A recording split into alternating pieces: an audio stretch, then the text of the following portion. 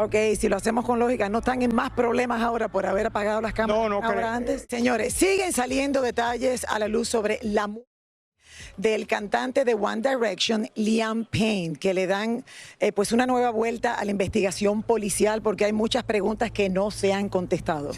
Se ha puesto en duda la teoría de un suicidio y nuestro corresponsal en Argentina, Santiago Esposato, nos trae más y el hotel donde él se estaba quedando y donde falleció, entró la policía a buscar todo lo que pudieran encontrar como evidencias en el día de hoy. Adelante, Santiago.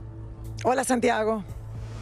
Buenas tardes, Raúl y Lili. Los saludos desde la puerta del hotel donde 8 días atrás Liam Payne encontró la muerte.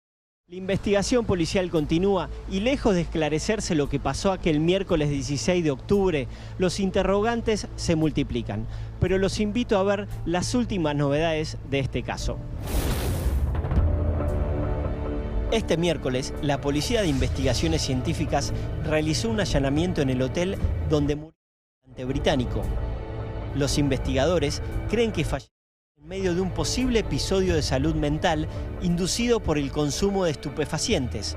Pero también hay muchos interrogantes porque la autopsia determinó que cuando cayó al vacío, el cantante al parecer estaba inconsciente.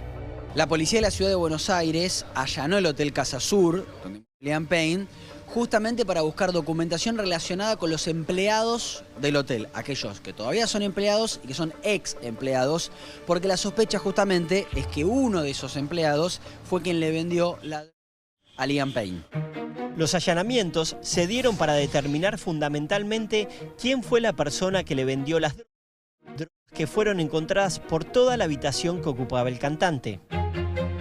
Otros interrogantes investigan por qué el empleado que llamó al 911 hizo énfasis en que la habitación tenía un balcón y además solicitaba que fuera la ambulancia y no la policía. Yo no sé si corre riesgo la vida del huésped.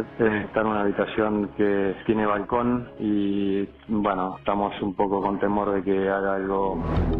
Otra incógnita es qué pasó con las cámaras de seguridad en el momento de la caída.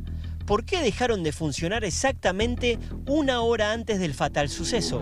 La justicia ya había secuestrado alguna de esas cámaras de seguridad. En el allanamiento de las últimas horas secuestran el resto. Pero ¿por qué esas cámaras dejaron de funcionar? Es un misterio. La investigación sigue calificada como dudosa. El cuerpo continúa en la morgue de la ciudad de Buenos Aires y el santuario que realizaron sus fans para recordar a su ídolo todavía permanece intacto. Muchísimas gracias, Santiago. Y aquí, Lili, lo que hay que tener es sentido común.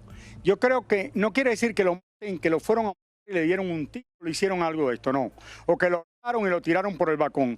Yo creo que las cámaras dejaron de funcionar por el problema que había ya en el hotel, que un hombre del hotel le había llevado las drogas. Las dos personas que estaban con él, que le habían dado todo el licor que él quería y las estaban protestando de que no le habían pagado. El hotel ya estaba en problemas y alguien en el hotel dijo, vamos a apagar las cámaras antes de que esto se nos complique más para no tener evidencias, porque el hotel es responsable de toda esta gente que entraron a la habitación de él y que le dieron todas estas cosas. Ok, si lo hacemos con lógica, ¿no están en más problemas ahora por haber apagado las cámaras ahora antes? Ya están en problemas porque yo creo que lo peor de todo esto, lo peor es que una persona que era parte del hotel fue el que le dio las drogas y le vendió las drogas a él y el que le trajo a las mujeres al cuarto. Ahí a la habitación. Bueno, de verdad que sigue muy triste esta noticia. Seguiremos investigando, señores, pero nos vamos a una pausa.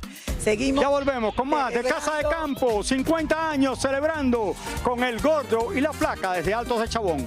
Ya regresamos.